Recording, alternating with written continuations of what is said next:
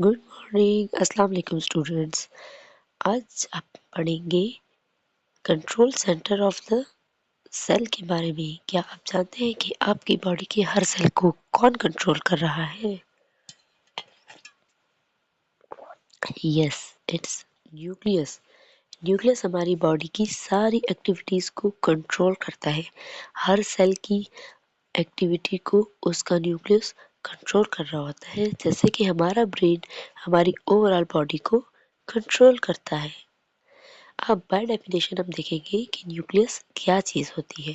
So according to definition, nucleus हमारे पास एक मेम्ब्रेन बाउंडेड स्ट्रक्चर है जो कि यूकैरियोटिक सेल में प्रेजेंट होता है और कंट्रोल करता है सेल की हर एक्टिविटी को और डीएनए या फिर जेनेटिक मटेरियल को स्टोर करता है।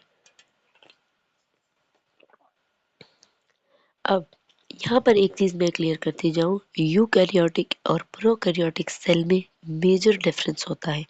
यूकैरियोटिक सेल्स आपके पास यूकैरियोटिक सेल्स का जो न्यूक्लियस होता है वो वेल डिफाइंड होता है।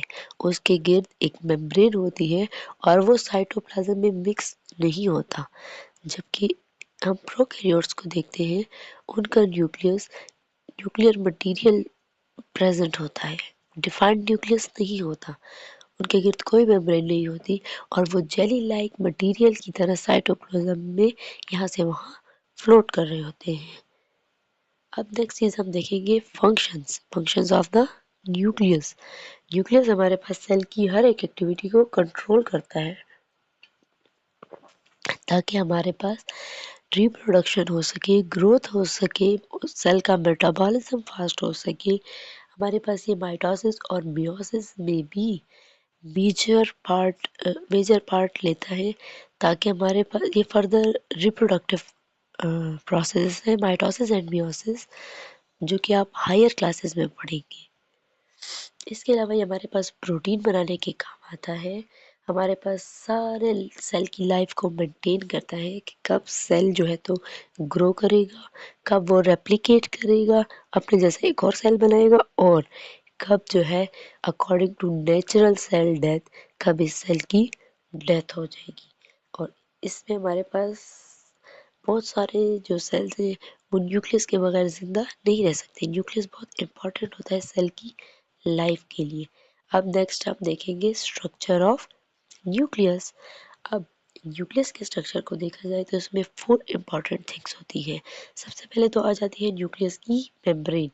ये मेम्ब्रेन जो होती है पोर्स वाली होती है, यानी इसमें छोटे छोटे पोर्स होते हैं, छोटे छोटे होल्स होते हैं ताकि हमारे पास material in and out move कर सके। इसके अलावा हमारे पास हो जाएगा न्यूक्लियोप्लाज्म, न्यूक्लियोलस एंड क्रोमेटिन या फिर क्रोमोसोम्स। आइए वन बाय वन हम न्यूक्लियस के पार्ट्स को एक्सप्लोर करते हैं। फर्स्ट ऑफ ऑल आ गई हमारे पास न्यूक्लियर मेम्ब्रेन। अब न्यूक्लियर मेम्ब्रेन जो होती है हमारे पास एक डबल लेयर्ड मेम्ब्रेन होती है, यानी कि ये डबल कोटेड होगी। दूसरी चीज़ ये सराउंड करेगी कंप्लीट न्यूक्लियस को। ऐसा नहीं है कि न्यूक्लियस की आधे साइड पे मेम्ब्रेन है और आधे साइड पे है ही नहीं, यानी कि ओवरऑल न्यूक्लियस को सर्कुलरली सराउंड कर देगी। और ये इसमें पोर्स होंगे, छोटे छोटे पोर्स, छोटे छोटे होल्स होंगे, जो कि अलाउ करेगी एक्सचेंज करेगी मटेरियल को न्यूक्लियस और साइटोप्लाज्म के बीच में। तभी तो न्यूक्लियस से मैसेज साइटोप्लाज्म के पास आएगा और ऑर्गेनेल्स काम भी करेंगे। फिर सेकंड चीज हमारे पास आ जाती है न्यूक्लियोप्लाज्म। जैसे कि हमारे पास साइटोप्लाज्म एक जेली लाइक फ्लूइड है, इसी तरह हमारे पास न्यूक्लियोप्लाज्म जेली लाइक फ्लूइड है बट इनसाइड द न्यूक्लियस। ये इसमें होते हैं बहुत सारे एंजाइम्स, न्यूक्लियोटाइड्स, जो कि सपोर्ट करते हैं तमाम न्यूक्लियर कंपोनेंट्स को, और उसके अलावा ओवरऑल सेल को, यानी जो न्यूक्लियस के आउटसाइड साइटोप्लाज्म में जो चीज़ें प्रेजेंट है ये उनको भी कंट्रोल करता है। अगली चीज आ गई हमारे पास न्यूक्लियोलस। न्यूक्लियोलस हमारे पास एक डेंस राउंड स्ट्रक्चर होता है जो कि न्यूक्लियस के अंदर प्रेजेंट होता है। जैसे सेल के अंदर एक राउंड बॉडी होती है उसको हम न्यूक्लियस बोलते हैं, इसी तरह न्यूक्लियस के अंदर भी एक राउंड बॉडी होती है जिसको हम न्यूक्लियोलस बोलते हैं, और ये हेल्प करता है प्रोटीन के बनने में। हमारी बॉडी को हमारी सारी बॉडी प्रोटीन से बनी है और प्रोटीन को बनाने के लिए रिस्पॉन्सिबल है ये छोटा सा न्यूक्लियोलस। इसके बाद आ गया क्रोमोटन या फिर क्रोमोसोम्स। अब ये थ्रेड लाइक स्ट्रक्चर होते हैं, ये डीएनए को बनाते हैं, ये जीन्स को कैरी करते हैं एक जनरेशन से दूसरी जनरेशन में।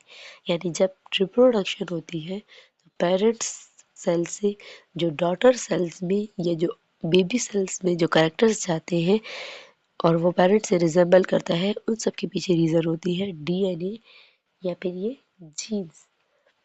अब यही जीन्स, यही क्रोमोसोम्स हैं, बाद में क्या बन जाते हैं, क्रोमोसोम्स बन जाते हैं सेल ड्यूरिंग के दौरान। अब न्यूक्लियस हमारे पास इम्पॉर्टेंट क्यों है किसी सेल के अंदर?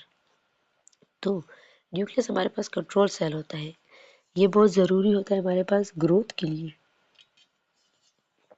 और विदाउट न्यूक्लियस सेल हमारे पास अपना फंक्शन प्रॉपरली नहीं कर सकता। अब जैसे फॉर एग्जांपल एक ह्यूमन बीइंग है और उसके ब्रेन में अगर एक छोटा सा भी फॉल्ट है तो आप देखेंगे कि वो human being normal life activities नहीं कर सकता है। इसी तरह अगर किसी सेल के ब्रेन में यानी कि न्यूक्लियस में कोई डिफेक्ट है या फिर वो एब्सेंट है तो आप लोग देखेंगे कि वो सेल अपने फंक्शंस प्रॉपरली नहीं कर सकता। नेक्स्ट हम देखेंगे सेल्स विदाउट न्यूक्लियस। क्या आप जानते हैं कि कुछ सेल्स हमारे पास ऐसे भी होते हैं जो विदाउट न्यूक्लियस प्रेजेंट होते हैं और ओवरऑल अपना फंक्शंस कर रहे होते हैं।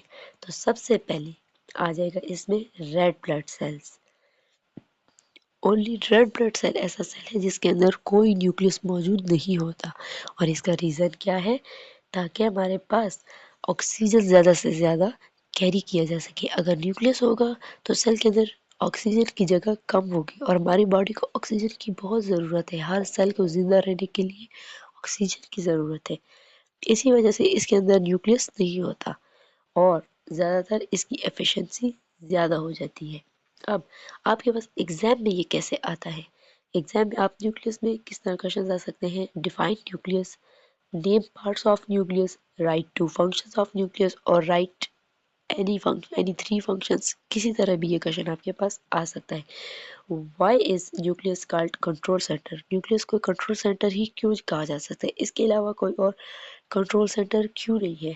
तो ये आपके पास सिंपल शॉर्ट क्वेश्चंस में आ सकता है और अगर लॉन्ग क्वेश्चन में आए तो ये आपके पास पार्ट्स में हो सकता है, जस्ट लाइक कि define nucleus and name there parts. अभी आपके पास लॉन्ग क्वेश्चन हो जाता है और ये पूरा इकट्ठा भी आ सकता है कि what is nucleus, right a brief note on nucleus. तो फिर आप इन चारों चीज़ों को एक्सप्लेन करेंगे जो कि मैंने अलग अलग ऐसे क्वेश्चन दी है। अब हमारे पास समरी आ जाती है कि न्यूक्लियस हमारे पास कंट्रोल सेल है, इसमें डीएनए मौजूद होता है। इसके जो पार्ट्स में आ जाता है nuclear membrane, nucleolus, chromatin material और ये इसेंशियल होता है सेल की लाइफ के लिए। अब मैं अपनी वीडियो को यहीं पर एंड करूँगी। आपको मेरे चैनल को लाइक, शेयर और सब्सक्राइब करें, कमेंट करें कि आपको कौन सा न्यू टॉपिक चाहिए और इसी तरह न्यू न्यू वीडियोस मैं आपके लिए बनाती जाऊंगी ताकि आपको सिंपली वर्ड्स में मैं हर एक चीज़ को एक्सप्लेन कर दूं। अब आप मुझे कमेंट करके बताइए कि नेक्स्ट टॉपिक कौन से ऑर्गेनेल का होगा। मैंने तो न्यूक्लियस से स्टार्ट लिया है, अब आप बताइए आपको नेक्स्ट टॉपिक क्या चाहिए। तो तब तक के लिए अल्लाह हाफिज़।